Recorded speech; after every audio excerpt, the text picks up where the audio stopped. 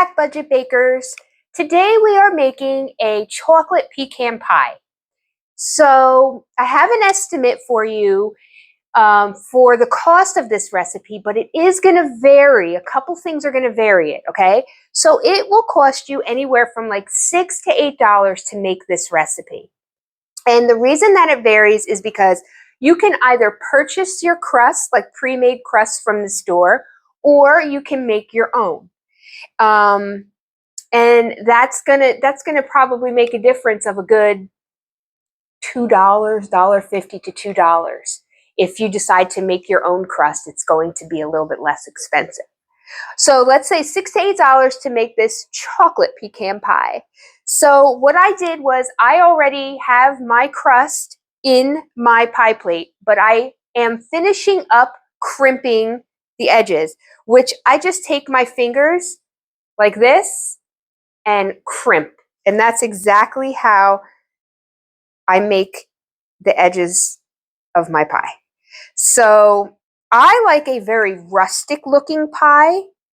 So what I prefer to do is allow the crust, I'm going to walk over so you can see it, is I like to keep the crust rising above the rim because when it bakes, it shrinks.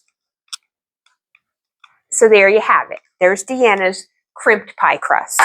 All right, so we are going to set this aside, okay? And we are going to start making the filling for the pecan pie. But before we do that, I am using a Hershey's chocolate bar.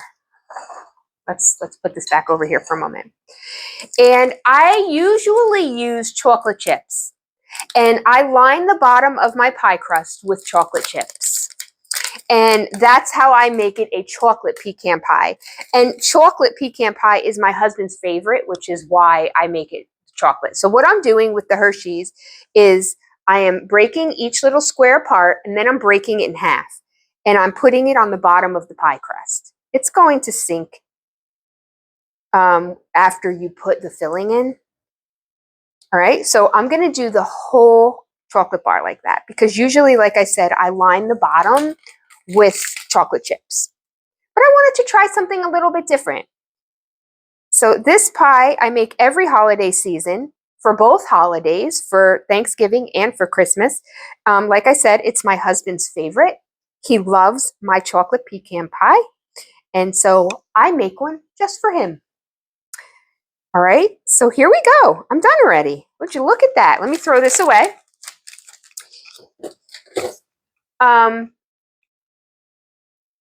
There we have it. The chocolate part of our pecan pie. All right. I like to make sure that they're spread out nice and even. Okay, now let's get going. So what we're going to do is, this recipe is super easy. Everything just gets combined into a bowl and you mix it with a whisk. Easy peasy. So easy. Okay, so let's get started. So everything, like I said, gets added. So we're going to combine the eggs, sugar, syrup, butter, vanilla, and we're going to mix, okay? That's the nuts go on top at the end, okay? So let's get everything mixed together. So I already have my butter melted. And I'm putting that in first simply because I need this bowl for my eggs. All right. And then after you melt the butter, you do want to make sure that it comes back down to close to room temperature because you don't want to scramble the eggs in the butter. Okay. So 3 eggs, which we're going to put right in here. You guys know I do not crack my eggs into my ingredients. I just don't. You got shells, you got bad eggs, who knows? Just to be on the safe side. All right, perfect. So we have our eggs. We are going to add to this 1.5 cups of granulated sugar. It's definitely a sweet pie because in addition to the sugar, we've got our syrup that goes in. All right, 1.5 cups. 1.5. Okay. Now we're going to add our syrup, Karo syrup. I use the clear. You don't have to. Oh, don't do this to me. Don't you love how it gets stuck on there? Ha ha! I got it. I got it.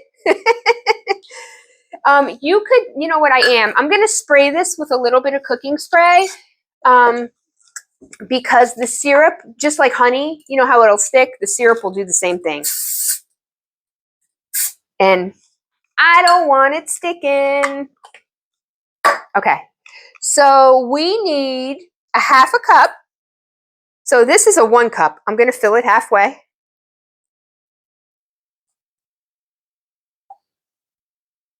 Because this is some sticky stuff. All right. Oh, would you look at that? It all came out. We didn't have to waste. I'll be honest, I don't even have to scoop it. I don't even have to take a spatula. It all came out because I sprayed the cup. Huh. Gotta love it. All right. Now I'm using my paper towel. Okay. 2 teaspoons of vanilla. It is a very vanilla pie. All right. This is the clear vanilla, just in case you're wondering why you couldn't see it. I usually buy my vanilla from Bite Club. Chef Tony owns Bite Club, and he actually makes all of his extracts himself from scratch, and they are delicious.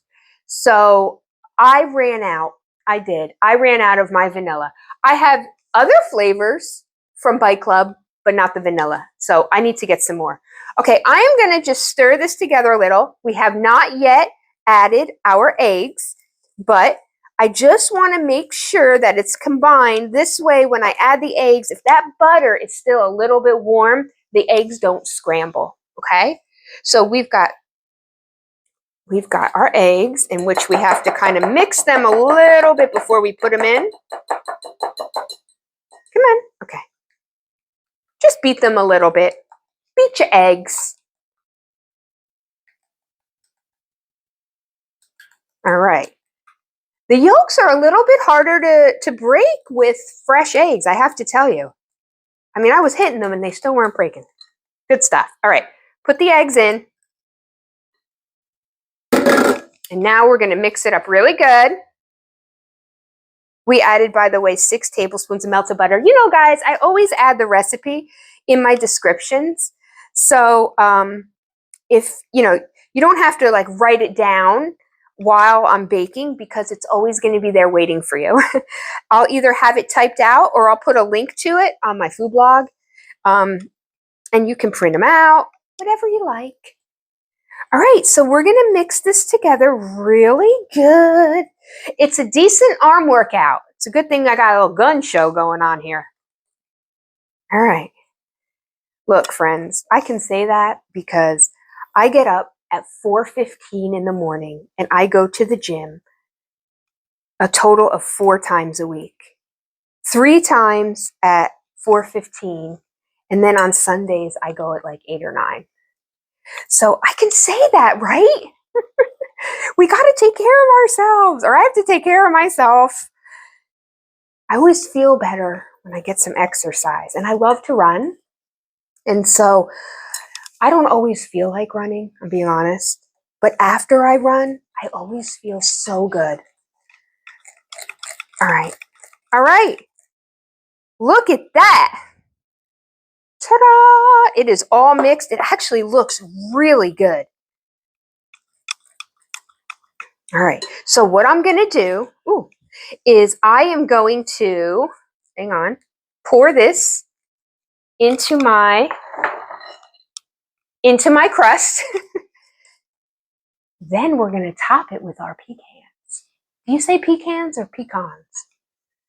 Well, we had a get together today at work, like a Thanksgiving get together, like a meal. And there was this whole big discussion over pecans or pecans. And, you know, people are really serious about that. I don't understand why. If someone says pecan, I don't care how you say it. I know what you're talking about.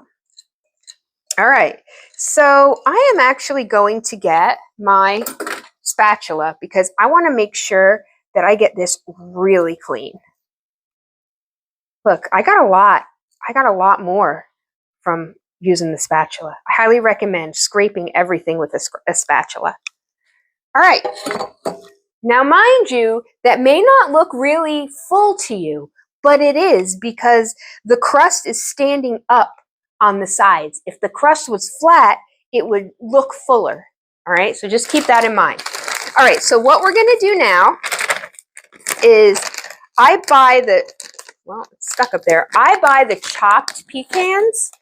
You can use whole pecans, chopped pecans, or you could use the pecan chips, whichever you prefer. I like the chopped pecans because there's some larger pieces in here, and I just like that. All right, so we need 1 cup. Yep, 1 cup. So my cup is dirty. Hold on. But I have 1/4 of a cup here. So we'll use 4 of those. Math comes in handy when you're a baker and pastry chef. All right, so all we're going to do is we're going to take it and we're going to sprinkle them over the top.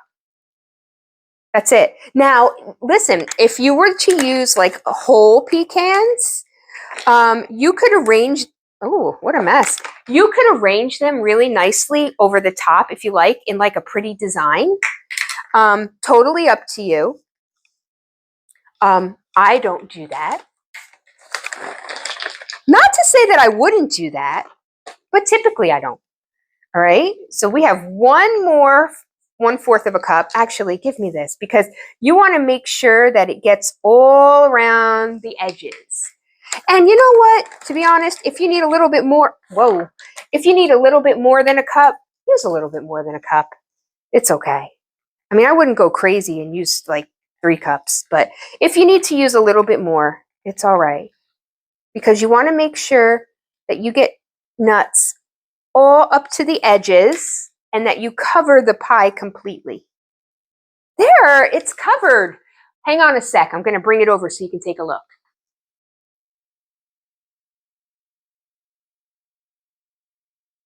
Ta-da! There's our pie. All right. So this is going to go in the oven for, first of all, the oven is preheated to 350 degrees. I don't think I told you that. And then we are going to bake this for anywhere from 45 to 60 minutes. I know it's a large range, but it really just depends on your oven. Check it after 45 minutes. You'll know it's done because when you jiggle it like this, it's not going to jiggle like that. It's not going to look like liquid anymore. It's going to look firm, okay? And if you find that your crust is getting a little bit too brown, you can use a metal pie ring like this one to put over the top of your crust. If you don't have a metal pie ring, you could take aluminum foil and kind of scrunch it up together. And it might take 2 or 3 pieces, but you could place that over the top of your pie crust to prevent it from burning. So what I like to do is I like to go ahead and put it in the oven. Check it at like the 45-minute mark. If at that point it's looking too brown, I put the pie ring on there and protect it for the remaining. That's my oven. So if you want to, you could check it at the 30-minute mark, set your timer for 30 minutes. And if at that point it looks like it's getting brown, put the pie ring on or put the foil on and let it finish baking with it on there. That's my best advice. All right, so I am going to get this in the oven and we'll have a look when it's done. Here we are with our chocolate pecan pie, which I cannot lift up to show you because it's hot. It took 10 years to bake. It really did. At least it seemed like it. It took at least 60 minutes. It might have taken 65 minutes to bake, but it's baked. I did have to use the ring. I put it on about 30 minutes in. I put the ring on because the crust was getting a bit brown. But I have to say, let me get my oven mitts, and I will give you an up close and personal with this pie. It smells absolutely delish. It looks beautiful. The crust got a little weird in one spot, but it's rustic. I told you, that's my style. Rustic is my style. Okay, here comes the flying pie. See the side over here by my thumb? A little rustic, but it looks pretty. Look, it still looks pretty even though the crust got a little wonky. So I hope you've enjoyed my recipe for chocolate pecan pie. And I have to tell you, if you don't want to make a chocolate pecan pie, you can use the exact same recipe and make a standard pecan pie by simply omitting the chocolate. Same recipe, everything else is the same. Start checking it at the 30-minute mark, and then if you need to bake it longer, by all means. Like I said, I put the ring on at the 30-minute mark, and you can tell it's baked when you jiggle it, and it doesn't look like liquid. So that's how I knew when I checked it that it wasn't ready. When I'd shake it, it would just jiggle all over the place. And I said, it is not ready yet. Anyway, here's to happy eating and budget baking. We'll see you again soon.